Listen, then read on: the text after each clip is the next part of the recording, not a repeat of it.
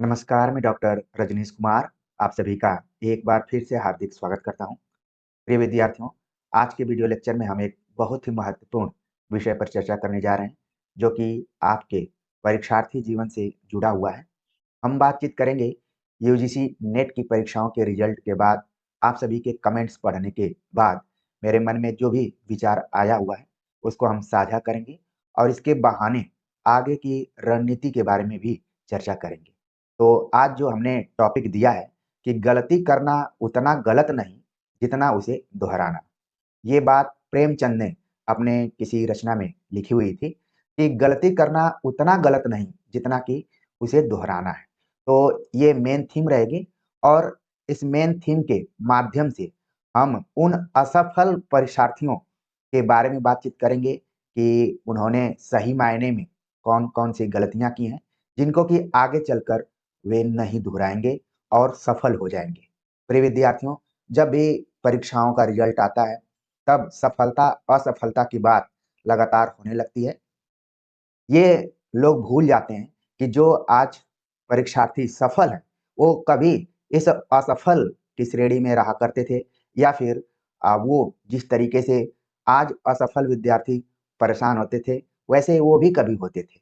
तो सफलता में एक समय निर्धारित होता है और उसमें लोगों का मोटिवेशन रहता है, लोगों का मेहनत, समर्पण, सारी चीज़ें उसमें मौजूद होती हैं। तो हम बातचीत करेंगे कि असफल परीक्षार्थी क्या करें? क्योंकि एक बड़ा समूह है। हमने देखा कि बहुत सारे परीक्षार्थी कमेंट किए कि इस बार मेरा नहीं हो पाया, इतने नंबर से नहीं हुआ, उतने नंबर से नहीं हुआ।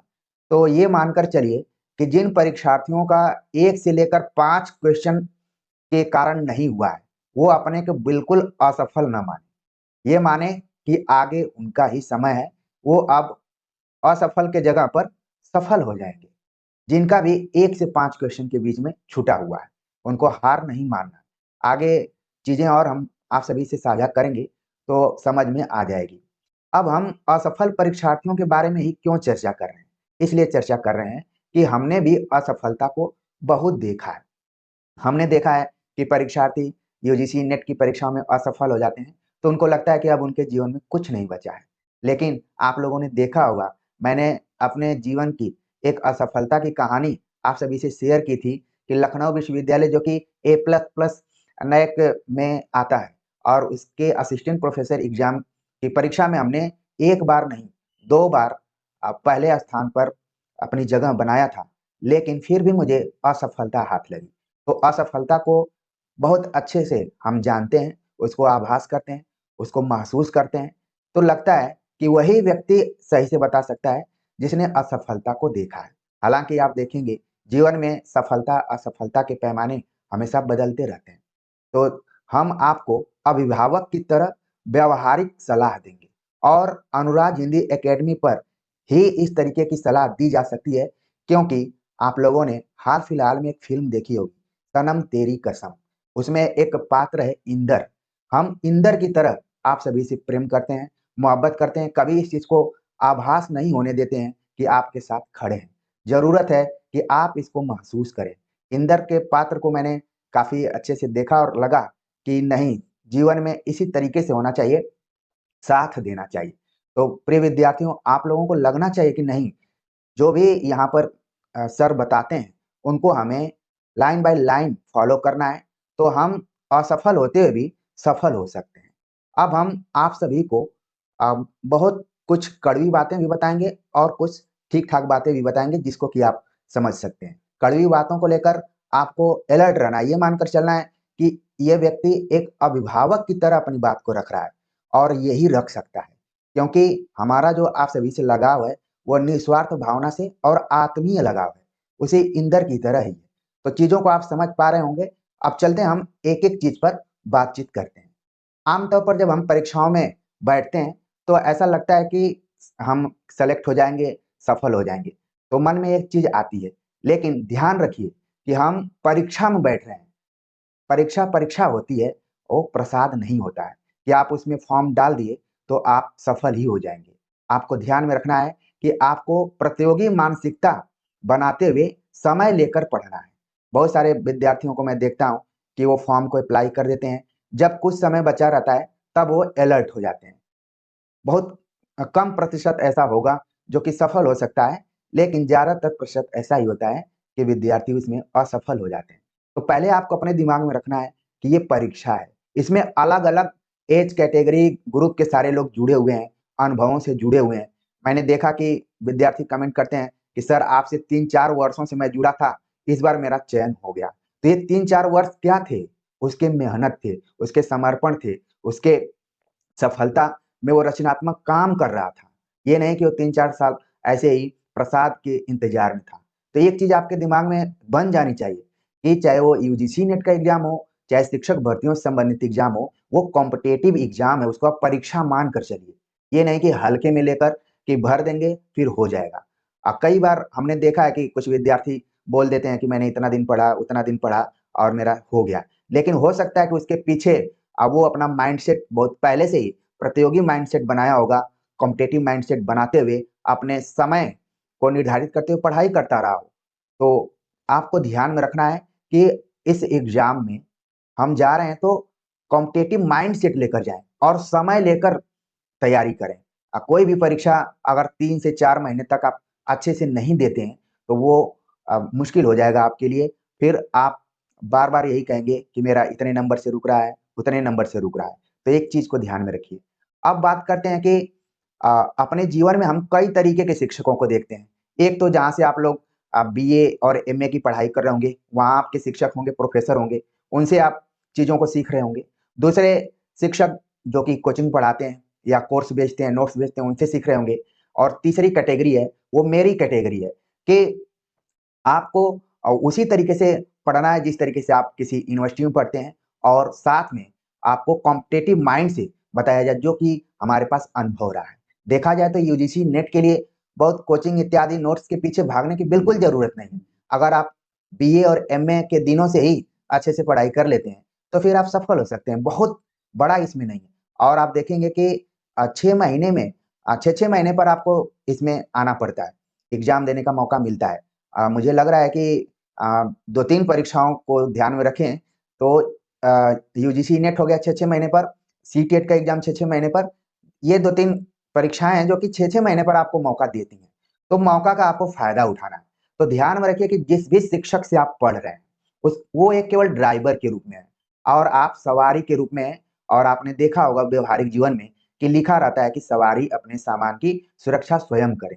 आप कितने भी महान शिक्षक से पढ़ पढ़ रहे हों, लेकिन जब तक आप खुद अलर्ट नहीं रहेंगे, तब तक आप सफलता के द्वार तक नहीं जाएँगे। और आप जानते हैं कि सफल लोगों का ही इतिहास लिखा जाता है। जब भी आप सफल होते हैं, आपसे जुड़ने लोग की संख्या बढ़ जाती है और जब आप संघर्ष करते हुए रहते हैं, तो वहाँ पर परछाई भी लोगों की नहीं रहती है, लेकिन सफलता के बाद लोग अपने रिश्ते को जोड़ना शुरू कर देते हैं। तो प्रिय विद्यार्थियों, आप ध्यान रखिए कि जिस भी शिक्षक से आप पढ़ रहे हैं, उसको केवल ड्राइवर के रूप में मानिए कि वो हमें सही दिशा में ले जा रहा होगा और आप इतना ध्यान रख लीजिए कि मालूम चल जाए आपको कि कौन शिक्षक सही दिशा में ले जा रहा है और कौन शिक्षक गलत दिशा में ले जा रहा है। इस चीज़ को आप अगर ध्यान में रख लेते हैं, तो ये मानकर चले कि आप अपनी मंजिल तक पहुँच जाएँगे। तो आप सवारी के रूप में हैं और जिससे आप पढ़ रहे हैं, वो एक ड्राइवर के रूप में है। इस चीज़ से ध्यान में रखिए और भले आप यात्रा में निकले हैं, लेकिन अगर आप सामान लेकर चल रहे हैं, सामान मतलब आपका जो कंटेंट है पढ़ने-लिखने का, उसकी रक्षा आपको खुद करना है। आपको थोड़ा बहुत अपने से भी उसमें जोड़ना-घटाना है। अब बात करते हैं कि विद्यार्थी कहते हैं कि सर कौन-सी पुस्तक पढ़ेंगे तो हम सेलेक्ट हो जाएँगे। अब देखिए ये बहुत बड़ा सवाल है और इसको लेकर हमने एक बार नहीं, एक से अधिक बार आप सभी से चर्चा की हुई है। फिर भी मैं आपसे बता देता हूँ और एकदम से क्लियर कट करके बताता हूँ कि आपको लगेगा कि नहीं, आज से इसी चीज़ को हमें फ़ॉलो करना है। पढ़ाई 2 तरीके की पुस्तकों से होती है। एक होती है स्वाध्याय के हिसाब से, मान लीजिए मार्केट में जो पुस्तक बहुत ज़्यादा चल रही है, उसको आपने खरीद लिया। ठीक है? और खरीद के फिर उसको आप पढ़ रहे हैं। पुस्तकें अगर आप देखेंगे वन लाइनर पुस्तकें भी रहेंगी, तो भी उनको पढ़ना पड़ता है। उनके लिए भी अपना नोट्स बनाना पड़ता है। अगर हम हिंदी साहित्य की बात करें, तो वन लाइनर किताब में आपने बहुत ही पॉपुलर किताब गोविंद पांडे, सरस्वती पांडे की किताब आप खरीद लीजिए। किसी भी कोचिंग के नोट्स के खरीदने की ज़रूरत नहीं है, किसी भी टीचर के कोर्स को खरीदने की ज़रूरत नहीं है। एकदम से आप अपने मन में बना लीजिए इस चीज़ को। वन लाइनर किताबें खरीद लीजिए और दूसरी किताब दृष्टि की हिंदी साहित्य का जो भी दृष्टि की किताब है उसको खरीद लीजिए। ये तो हो गया आपको स्वाध्याय करने के लिए। जैसे बहुत सारे विद्यार्थी कमेंट करते हैं कि सर आप गोविंद पांडे, सरस्वती पांडे को पढ़ाइए। तो मैं कहना चाहूँगा कि तब तो मेरा बीएचयू और जेएनयू में पढ़ना क्या हो गया? निरर्थक हो जाएगा। क्योंकि इस किताब को आपको खुद अपने से पढ़ना है। तो अगर अभी तक आप अपने पास रखे थे और उस मृग की तरह आप इधर-उधर भटक रहे थे कि कस्तूरी कुंडल बसे मृग ढूँढे बनमाहि, तो आज से अलर्ट हो जाइए। वो जो कस्तूरी है, वो आपके अंदर ही मौजूद है। आपको उसको बस महसूस करना है, उसको उसकी पहचान कर लेना है कि ये चीज़ यहाँ पर है। तो अब आप किसी कोर्स को नहीं खरीदेंगे, किसी कोचिंग के नोट्स को नहीं खरीदेंगे। ये दोनों किताबें खरीदने के बाद आप खुद से स्वाध्याय करेंगे, जिसको कि हम सेल्फ स्टडी कहते हैं, और फिर नोट्स बनाएँगे। ठीक है? ये तो हो गया आपको खुद से पढ़ना है।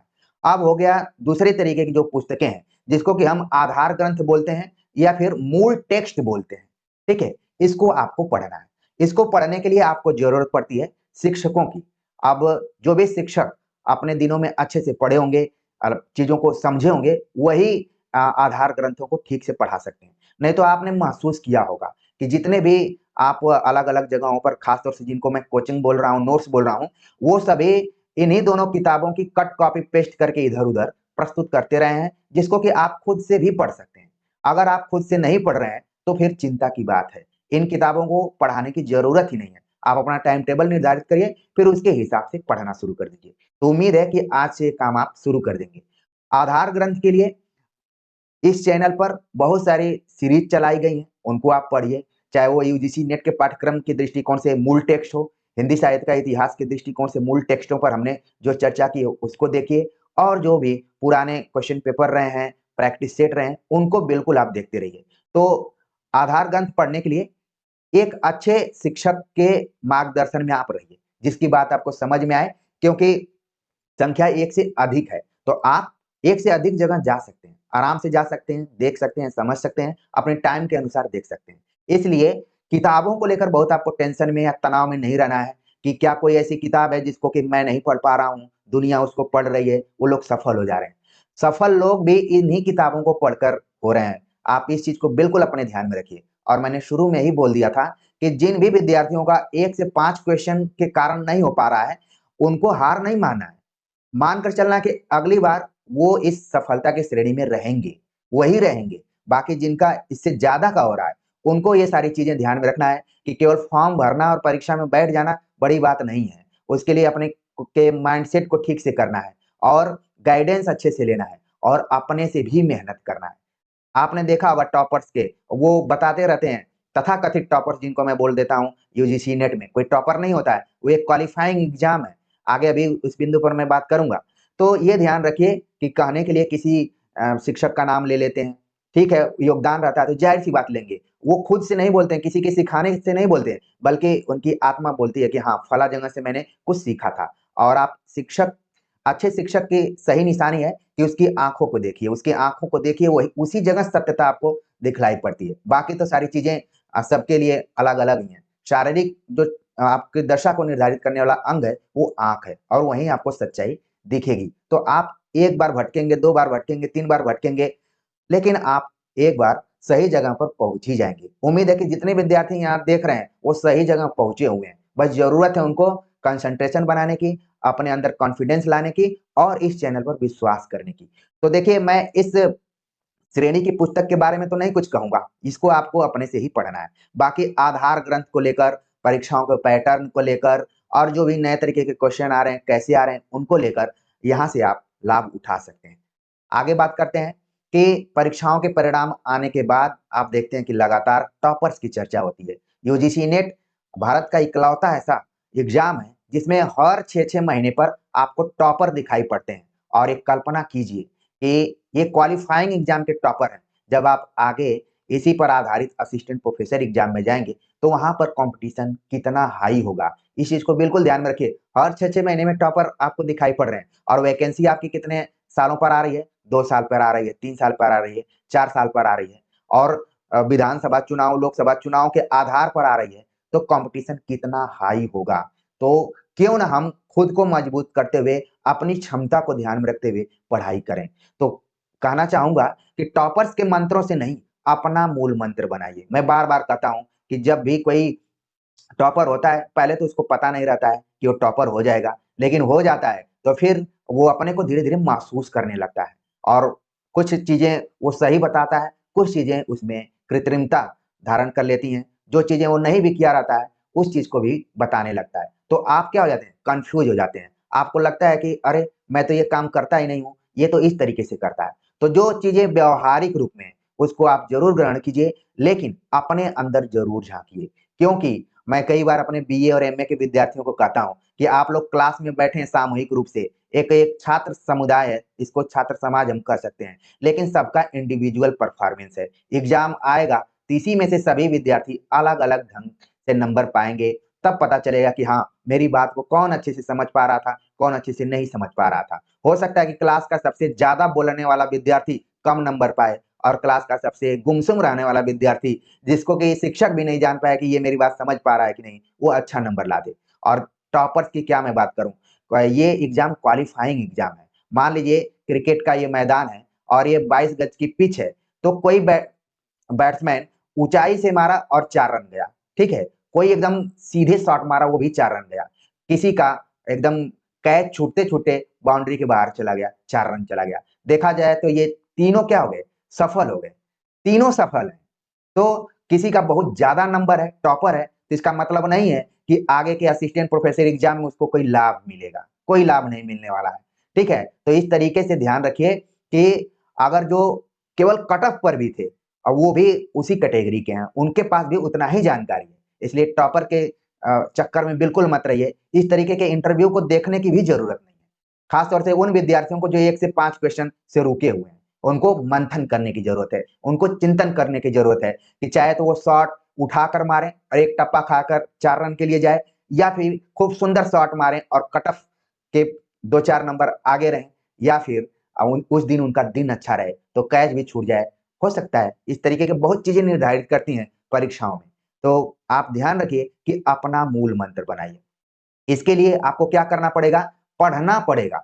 ये नहीं कि 10 दिन का मौका मिल जाए, 15 दिन का मौका मिल जाए, 20 दिन का मौका मिल जाए तो आप चाहें कि इस परीक्षा को निकाल लें। निकाल सकते हैं अगर आप पहले से मेहनत किए हुए हैं। एक चीज़ और ध्यान में रखना है कि जो परीक्षा एक बार दिसंबर में होती है, एक बार जून में होती है और इसी समय आप देखेंगे कि ज़्यादातर व्यस्तताएँ भी रहती हैं। शादी-ब्याह, फंक्शन का मौका रहता है, तो बहुत सारे लोग तो इसके वजह से भी थोड़ा पिछड़ा जाते हैं। खैर 6-6 महीने में एग्ज़ाम होता है तो बहुत परेशान होने की ज़रूरत बिल्कुल नहीं है। मैं कमेंट देखता हूँ तो सफल विद्यार्थियों के प्रति तो खुश रहता हूँ और मैं जानता हूँ कि इस बार इस सफल होना ही था इसको क्योंकि ये 3 साल, 4 साल, 2 बार, 3 बार एग्ज़ाम में बैठा हुआ है या फिर किसी की अच्छी स्कूलिंग हुई है, पहले से ही उसके घर में साहित्यिक माहौल है, तो वो इस एग्ज़ाम को बहुत सारी चीज़ें फैक्टर वो करती हैं। भले कोई कोचिंग या फिर चैनल ये बोले कि ये मेरे वजह से हुआ है, थोड़ा-सा मुझे इसमें संदेह लगता है और इस संदेह के घेरे में मैं भी रखता हूँ। हालाँकि मोटिवेशन के तौर पर कुछ चीज़ें बतानी पड़ती हैं कि फलाना यहाँ से पढ़ा, ढिकाना यहाँ से पढ़ा। आप लोग अ, इतनी तन्मयता और आत्मीयता के साथ अपनी चीज़ों को बताते हैं कि सर आपका योगदान रहा, ये बड़ी बात है। लेकिन आपको पढ़ना पड़ेगा समय निकाल कर। पढ़ने के साथ-साथ लिखना पड़ेगा। केवल सुनने और देखने से काम नहीं चलेगा। आप लिखेंगे तो चीज़ें आपके स्मृति में बैठेंगी, आपके दिमाग में बैठेंगी। फिर आप समझेंगे। हो सकता है कि आपने पढ़ा, नहीं समझ में आया, आपने उसको लिखा, नहीं समझ में आया, लेकिन अच्छे गाइडेंस में रहे, तो चीज़ें समझ में आने लगी। इसका उदाहरण जो इतिहास सीरीज़ है, आचार्य रामचंद्र शुक्ल का इतिहास सीरीज़ मैं क्यों पढ़ाता हूँ? मैं भी चाहता तो आपको 5 मिनट का, 10 मिनट का लॉलीपॉप और व्यूज़ पाने वाला वीडियो बना सकता था। लेकिन आप चैनल पर जाएँगे तो 1 घंटा, 2 घंटा, 3 घंटा आप सच्चे मार्गदर्शक को इस तरीके से भी मूल्यांकन कर सकते हैं कि उसके लिए जितना मैंने समय दिया, तो क्या मैंने पाया? अगर आप मेरे कंटेंट को देखेंगे, तो उसमें 95% आप कुछ न कुछ पाएँगे ही। 5% जो भी मानवीयता है, हमारा जो अनुभव है, कभी-कभी हम शेयर कर देते हैं, तो उसको रखिए। तो 95% आपको समय देने के बाद मिल रहा है, ये बहुत बड़ी बात है। बहुत बड़ी बात है, इस चीज़ को आप समझिए। तो यहाँ पर पढ़ना शुरू करिए, फिर लिखना शुरू करिए, फिर समझना शुरू करिए, फिर अभ्यास कीजिए। अभ्यास कैसे करना है?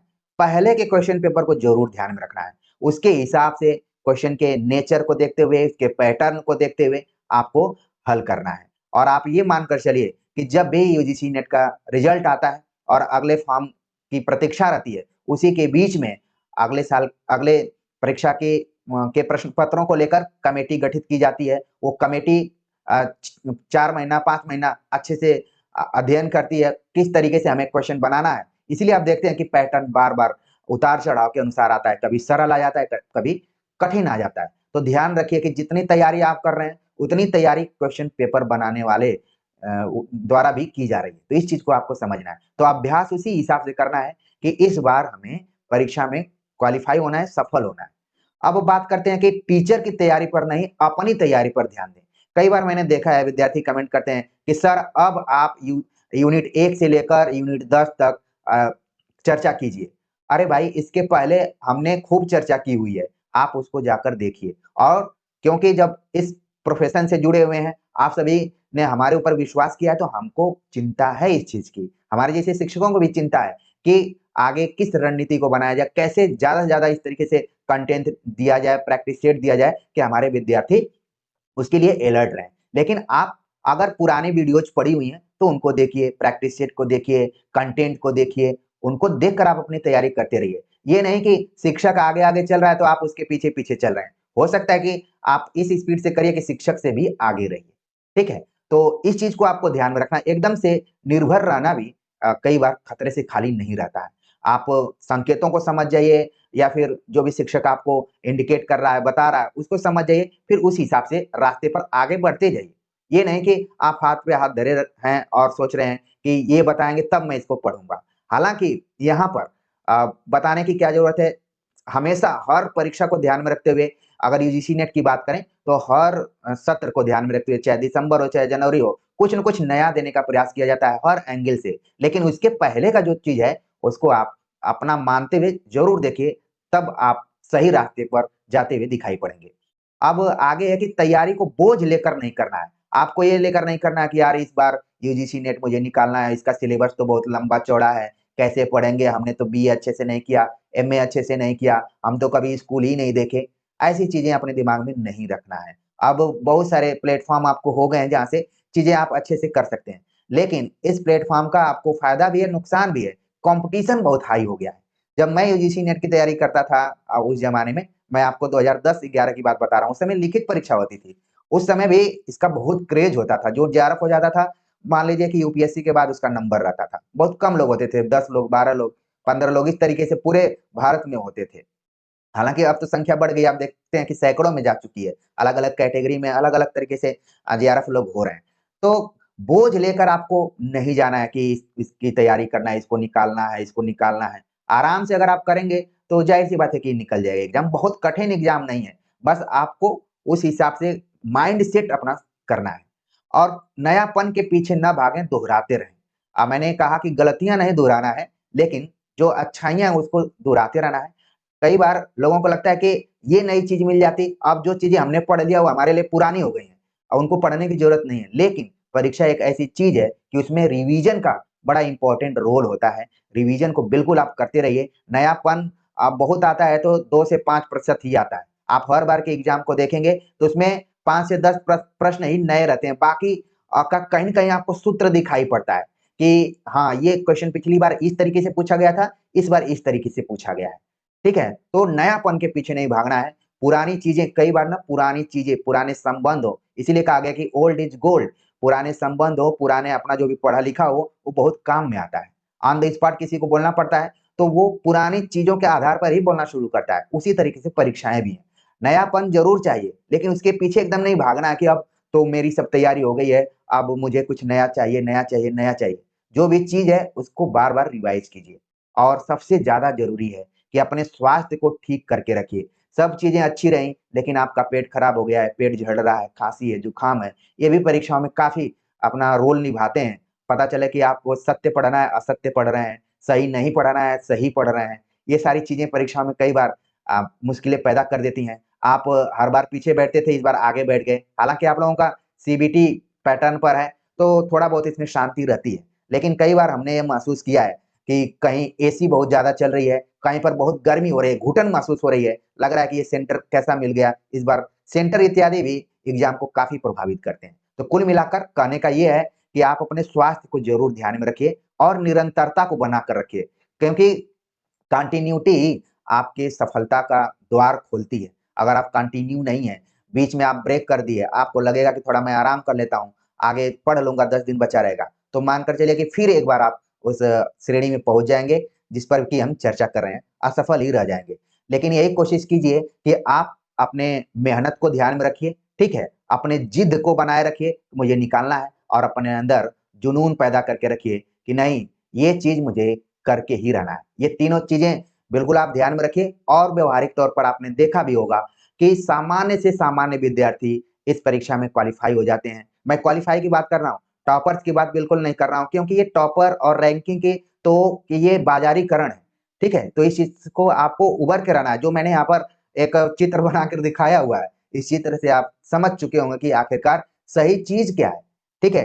तो कुल मिलाकर मेहनत, जिद, जुनून को ध्यान में रखते हुए तैयारी कीजिए और आप ज़रूर सफल होंगे और जो आज असफल हैं, वो कल सफलता के श्रेणी में रहेंगे। यही इतिहास कहता रहा है। इतिहास से भी अपने सीखना है हमें कि सफलता, असफलता स्थायी चीज़ नहीं है। जो हो सकता है कि कुछ बच्चे कमेंट करते हैं कि सर मैं इस बार 5 बार नेट हो गया, तो कोई दिक्कत नहीं, आप जेआरएफ नहीं हो रहे हैं। आपने अगर असिस्टेंट प्रोफेसर का एग्ज़ाम फॉर्म भरा हुआ है, हो सकता है कि आप असिस्टेंट प्रोफेसर हो जाएँ। तो जेआरएफ की क्या ज़रूरत है? जेआरएफ तो उनके लिए ज़रूरत है जो असिस्टेंट प्रोफेसर नहीं हो रहे हैं, कहीं पीएचडी इत्यादि कर रहे हैं, तो अपना उनको स्कॉलरशिप मिल रही है। तो इसके पीछे भी बहुत नहीं भागना है कि क्या करना है। आपको ये करना है कि मुझे ऐसे समाज में जिसको समाज सफल मानता है कि जो नौकरी पा जाता है उसी को सफल मानता है। बाकी तो चीज़ें वो है, समाज 2 ही लोगों को सफल मानता है, या तो आप नौकरी में हैं और दूसरा ताकतवर नौकरी में है। शिक्षक-उक्षक को समाज बहुत उस तरीके से नहीं देखता है, जब तक आपके अंदर पावर नहीं हो। तो चीज़ें आप तो बिल्कुल समझ पा रहे हैं और ये सारी चीज़ें मैं व्यावहारिक रूप में ही कर रहा हूँ। तो प्रिय विद्यार्थियों, सारी चीज़ें आप समझ गए होंगे और इसी आधार पर अपनी आगे की तैयारी करेंगे, क्योंकि चारों तरफ सफल विद्यार्थियों की बात की जा रही थी। मुझे लगा कि उस बड़े पैमाने को हमें बतलाना है, जो गलती बार-बार कर रहा है और उसको दोहरा रहा है, उसको आपको ठीक करना है। और एक चीज़ जाते-जाते ये मैं कहूँगा कि ये सारी चीज़ें एकदम से मेरे दिल से निकल रही हैं। कई बार हम चीज़ों को दिमाग से आप सभी से बताते हैं, लेकिन जब भी इस तरीके के मार्गदर्शन वाली वीडियोज़ हम बनाते हैं, तो हमें लगता है कि चूँकि परीक्षार्थी जुड़े हुए हैं, वो परेशान भी होते हैं और असफल होने के बाद तो और परेशानी हो जाती है। ख़ास तौर से जो एकदम बॉर्डर पे रह के आप क्रिकेट से को क्यों नहीं देखते हैं? कई बार वही कैच जो कि 6 रन में चला जाता है और वही कैच आपको विश्व कप भी जिता देता है। तो इस चीज़ को आपको ध्यान में रखना है और अच्छी बात ये है कि इसमें ज़्यादा आपको वेट नहीं करना है। आपको 6-6 महीने पर ही इस परीक्षा में बैठना है। तो इस बार अगर आप असफल हुए हों, तो आगे आप मेहनत करते रहिए। जिन-जिन पॉइंट पे मैंने चर्चा की है, उसको ध्यान में रखते हुए पढ़ते रहिए। निश्चित तौर पर आप भी एक दिन कमेंट करेंगे कि सर पिछली बार आप समझाए थे, तो इस बार मैं वही सब फॉलो किया और एकदम से मेहनत, जिद और जुनून के आगे पूरी दुनिया हार गई और मैं सफल हो गया।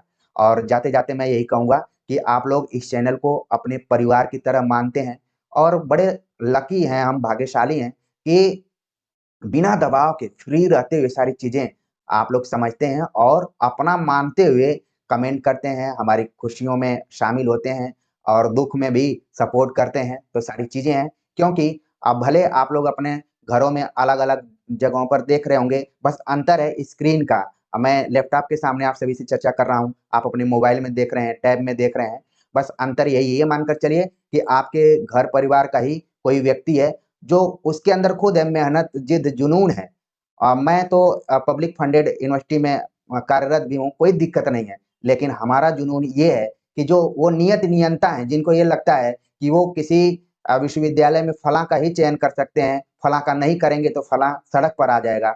लेकिन आप लोग हमारी ताकत हैं, हमारा एक अलग उद्देश्य है आप लोगों को बताना। केवल यूजीसी नेट शिक्षक भर्तियों तक नहीं है, आप पीएचडी आपके लिए कितनी ज़रूरी है, पीएचडी के बाद क्या-क्या संघर्ष हैं, assistant professor, associate professor, professor जो धीरे-धीरे हम अनुभव हासिल कर रहे हैं, उन अनुभवों को लेकर आप सभी से हम चर्चा करते रहेंगे। आप हमेशा के लिए जुड़िए, भले आप सफल हो जाएँ, तो भी आप साथ में रहिए क्योंकि सफलता, असफलता का पैमाना स्थिर नहीं है, वो बदलता रहता है। आज आप नेट जेआरएफ हो जाएँगे, कल पीएचडी में एडमिशन हो जाएगा, फिर पीएचडी कैसे लिखना है, कैसे जमा करना है, कैसे वाइवा देना है, असिस्टेंट प्रोफेसर का एग्ज़ाम कैसे देना है, इंटरव्यू कैसे देना है, उसमें कैसे प्रमोशन लेना है, रिफ्रेशर क्या होता है, ओरिएंटेशन क्या होता है, आर्टिकल्स कैसे लिखने हैं।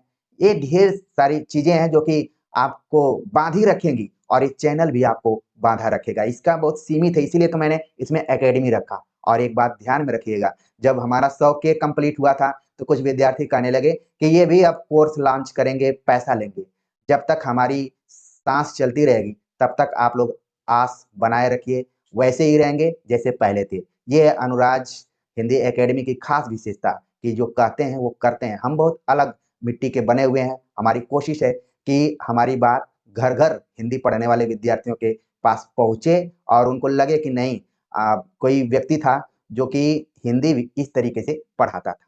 तो प्रिय विद्यार्थियों, अंत में जाते-जाते यही कहूँगा कि गलती करना उतना गलत नहीं जितना उसे दोहराना है, और गलती का भी अलग-अलग क्षण वो अपने से ज़्यादा कोई नहीं जानता है। भले कई बार हम अपने मन को सांत्वना देते हैं कि इसकी वजह से हुआ, उसकी वजह से, लेकिन लग जाता है कि हमने कहाँ पर गलती की है। तो उम्मीद है कि अब उसे दोहराएँगे नहीं और आगे सफल होकर एक बार फिर से आप कमेंट करेंगे। तो मिलते हैं एक नए टॉपिक के साथ, तब तक के लिए नमस्कार।